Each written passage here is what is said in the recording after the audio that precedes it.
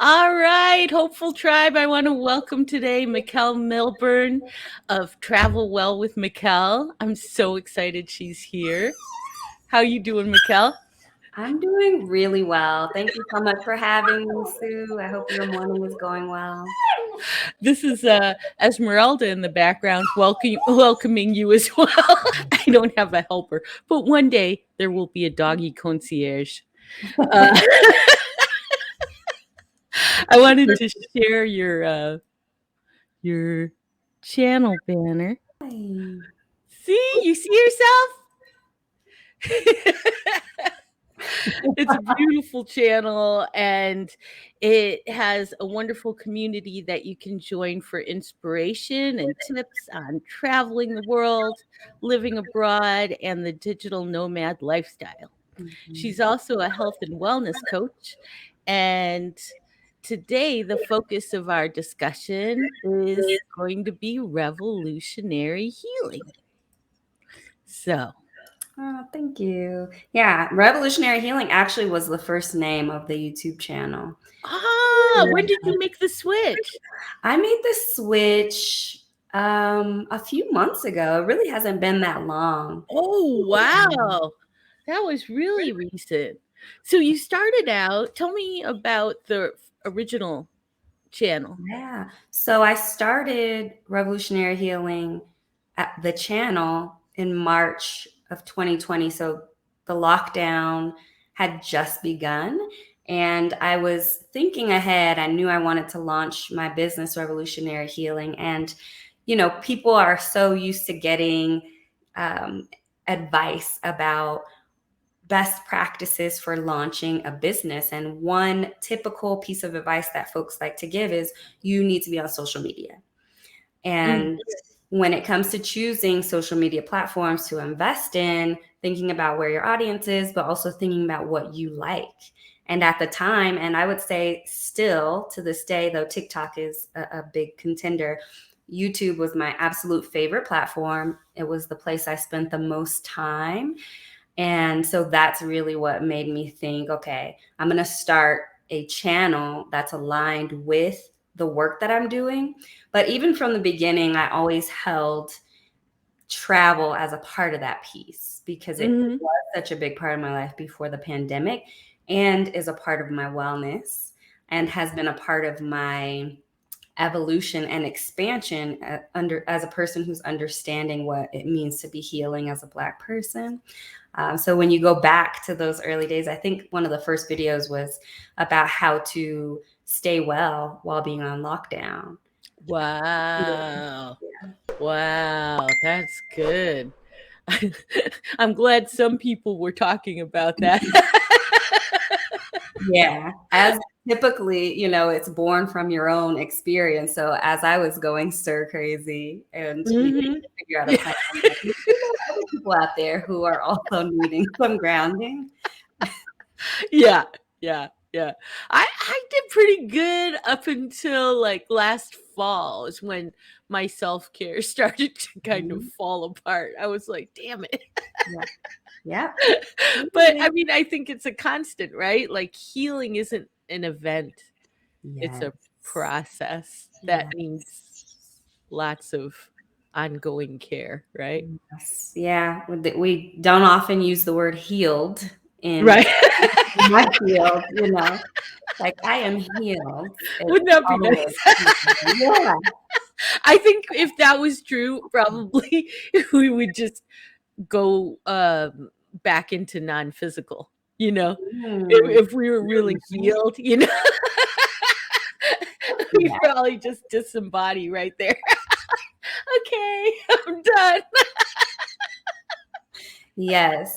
But knowing our human selves, we might just jump into something that, challenges us again. And it's perpetual. It is Yeah, perpetual. yeah. So yeah.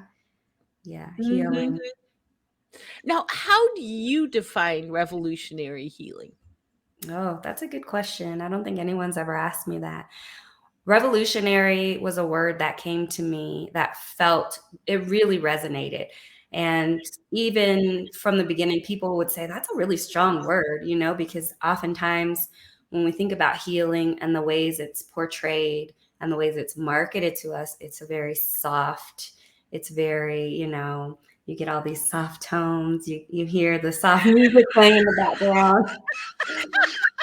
But for me, it felt very revolutionary. It feels like healing is a process that can change the world. And I thought about it specifically from the lens of being a Black person. There are so many systems and experiences that have historically impacted Black folks that we're still healing from, even generational traumas Mhm. and systems that still impact the access we have to being able to heal, whether that's access to services, whether that's the systems of capitalism and, just the result of generations of trauma. Mhm. And my belief is that as we heal and start moving through the world with more clarity, that we can change the world. From that is where the power, where the energy, where the awareness starts growing. And so I do see my work as being in support of folks who are doing revolutionary work. And it's funny because most of my clients that have found their way to me are like Black folks.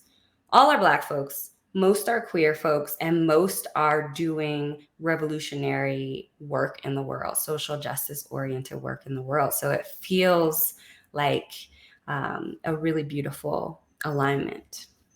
Yes. Yes. And do you know that I'm not going to be able to do it from memory, but do you know that Audre Lorde quote about self-care? Yeah. Um I just feel like the most revolutionary thing anyone can do Yeah. is to take care of oneself, you know? Yes. Um, it's really not expected. And I've had lots of arguments with people in the community about whether it is a construct, self care is a Mhm. construct of the privileged. Mhm.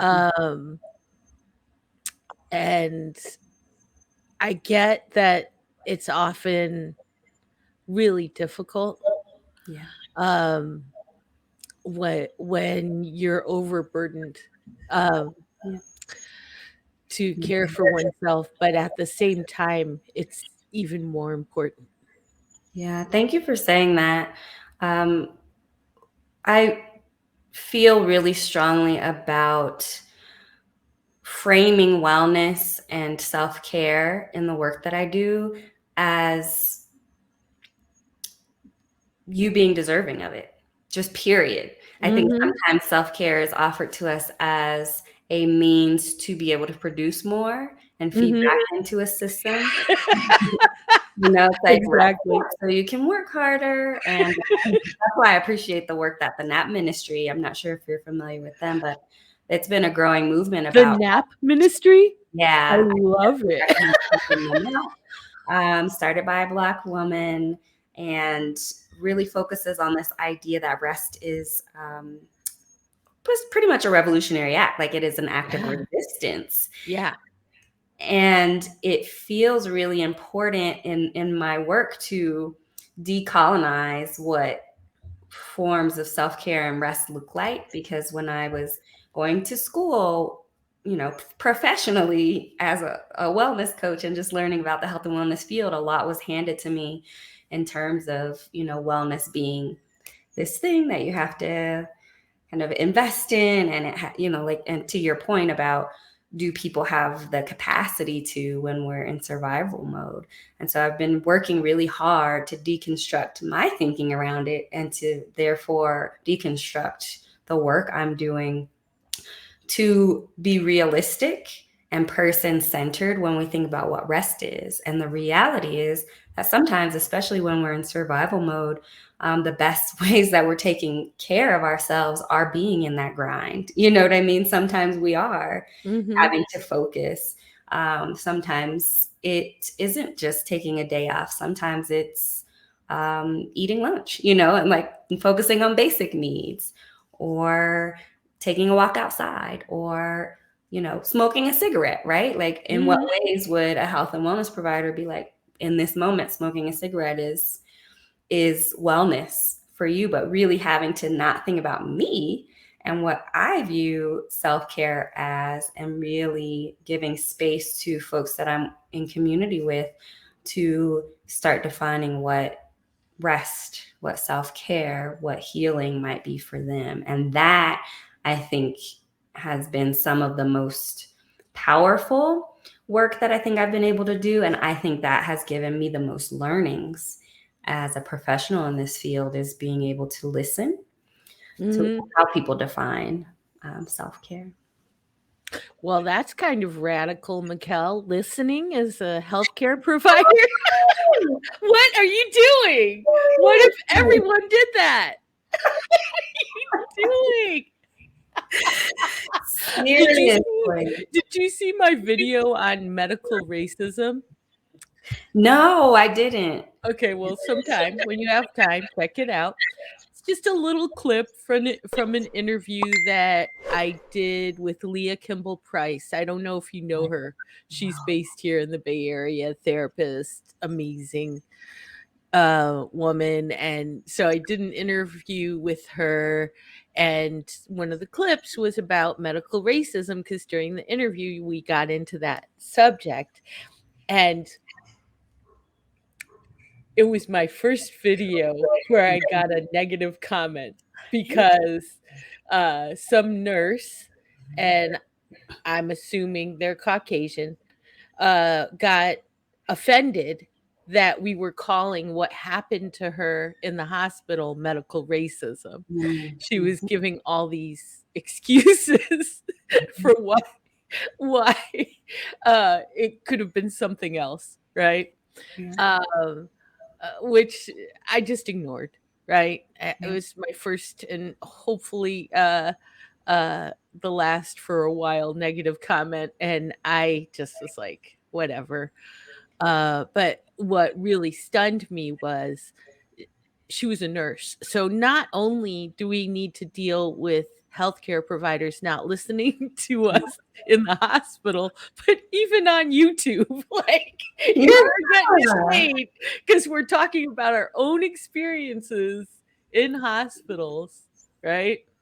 Yeah, yeah. And that's unfortunately the experience of so many folks, especially people of color, especially Black folks, right? I think Right? people telling you what your experience is and not listening to what you're actually saying. And yeah, I mean, it sounds so simplistic, and at the same time, it is so radical. It's really wild.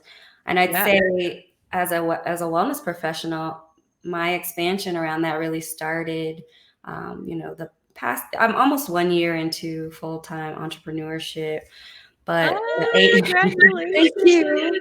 A couple of weeks actually from the anniversary, but the 8 years prior to that, I was in health and wellness at UC Berkeley, and there was this perception, I think, in the medical institution that I worked in, that always fell back on the students. It was always like, the students need to, prioritize this more, or they need to X, Y, and Z in order to thrive. And there was never really, aside from my department, I think my department did a great job at this, but really looking at the factors that in the system that were Yeah. contributing to some of the unwell. What are you talking about? The system needs to change. What is this? you In know, America, we believe in individualism, okay?